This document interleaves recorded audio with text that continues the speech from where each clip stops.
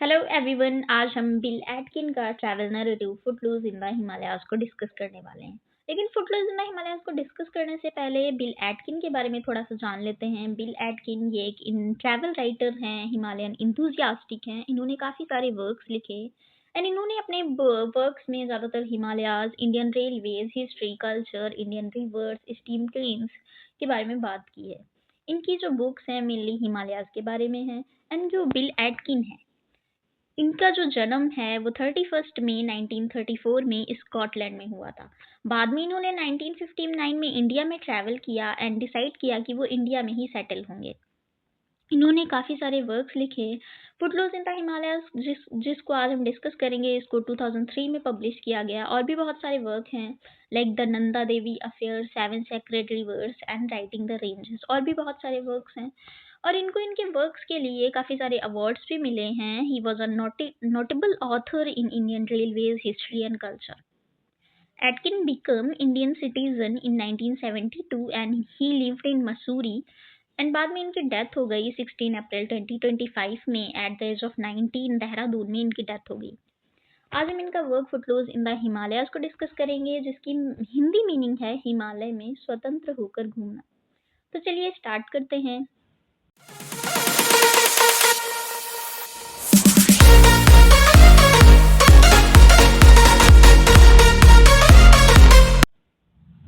Footloose in the Himalayas is a travel memoir by Bill Atkin that explores the beauty and spirituality of the Himalayas, जो हिमालय की beauty, उसकी सुंदरता and आध्यात्मिकता के बारे में बात करती है। The book is a collection of Atkins experiences and reflections on his years spend travelling through the Himalayas. इन्होंने हिमालय में ट्रैवल किया एंड उन्होंने जो अपने जो साल बिताए हिमालय में, वहाँ के अपने जो एक्सपीरियंसेस हैं वो इन्होंने अपनी इस बुक में शेयर किए हैं। Visiting places like Rishikesh, Badrinath, Kedarnath and Gangotri. इन्होंने काफ़ी ज़्यादा जगहों पर ट्रैवल किया, ऋषिकेश, बद्रीनाथ, केदारनाथ एंड गंगोत्री।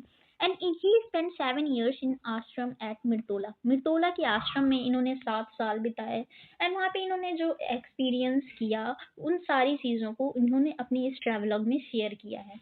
एंड अगर आपको ट्रैवल राइटिंग्स पढ़ने का शौक है तो आपको इस बुक को ज़रूर पढ़ना चाहिए, क्योंकि इसमें जो बिल एटकिन है उन्होंने बहुत अच्छी तरीके से एक्सप्लेन किया अपनी एक्सपीरियंसेस को।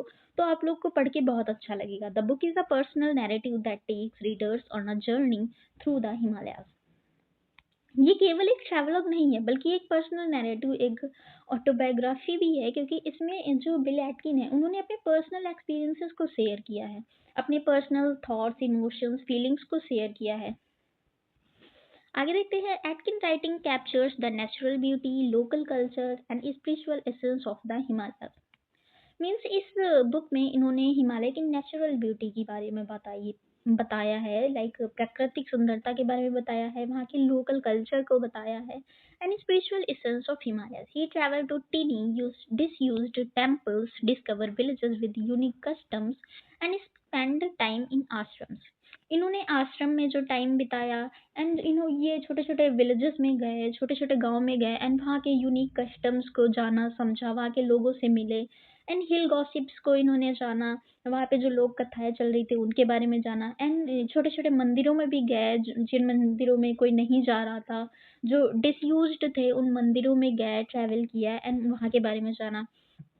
Seeking answers about the Himalayan power and Himalaya की जो शक्ति है, लाइक हिंदू रिलीजन में हिमालय का बहुत महत्व है। तो जो आंसर्स हैं जो वहाँ के लोगों से मिले, इसके बारे में जाना है। एक हिसाब से ये जो बुक है, it this book is about this book is like a saga of mountains, you can say. The book is more than just a travelogue। ये बुक एक travelogue से कहीं ज़्यादा है। It is an autobiography that showcases Atkins' intimate knowledge of the Himalayas। And we can say कि जितना अच्छे से एटकिन ने अपने वर्क में हिमालय के बारे में बताया है, उतना कोई एक इंडियन राइटर भी नहीं बता सकता। Atkins' intimate knowledge of Himalayas gained through a lifetime of experiences. With his wide-ranging interest, Atkins views literature, geology, philosophy, and folklore in his narrative।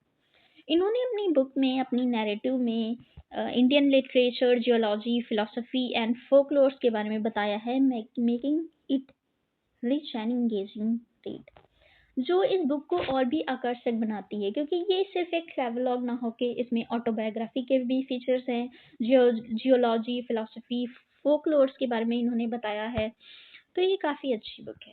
अब हम इस बुक के की पॉइंट्स की बात करें तो मेनली इस बुक में जो की पॉइंट्स हैं वो ट्रैवल एंड एक्सप्लोरेशन है, लाइक उन्होंने ट्रैवल किया, एक्सप्लोर किया प्लेसेस को, तो उसके बारे में है Atkin journey through the Himalayas.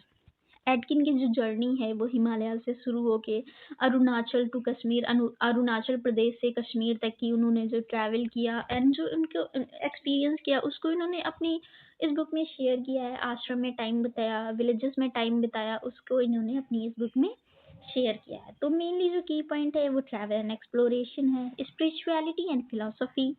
ये बुक आध्यात्मिकता के बारे में बात करती है एंड उनकी खुद की फिलॉसफी के बारे में भी ये बुक है। Atkins reflections on the Himalayas spiritual power and its impact on people, like Himalaya का जो स्पिरिचुअल पावर है, आध्यात्मिक शक्ति है एंड उसका क्या इम्पैक्ट पड़ा पीपल पर, क्या इम्पैक्ट पड़ता है वहाँ के लोगों पर, तो उसके बारे में इन्होंने बताया है। कल्चर एंड हिस्ट्री, ये बुक कल्चर एंड हिस्ट्री की भी बात करती है। Atkins' observations on local customs, traditions and historical events, तो उन्होंने इन चीज़ों को भी ऑब्जर्व किया कि वहाँ पे क्या लोकल कस्टम्स चल रहे हैं, वहाँ का क्या ट्रेडिशन है, हिस्टोरिकल इवेंट्स क्या क्या हो रहे हैं, तो उसके बारे में भी ये बुक है। नेचर एंड इन्वायरमेंट, इसमें जो बिल एटकिन है इन्होंने नेचर एंड इन्वायरमेंट के बारे में बात की, प्रकृति के बारे में बात की। Atkin descriptions of the Himalayas natural beauty and his thoughts on environmental conservation, तो इन्होंने हिमालय की नेचुरल ब्यूटी के बारे में बताया है एंड उन्होंने इन्वायरमेंट को, इन्वायरमेंटल कंजर्वेशन पर भी वो बात करते हैं इस बुक में। तो ये दिखाता है कि he was also a nature lover.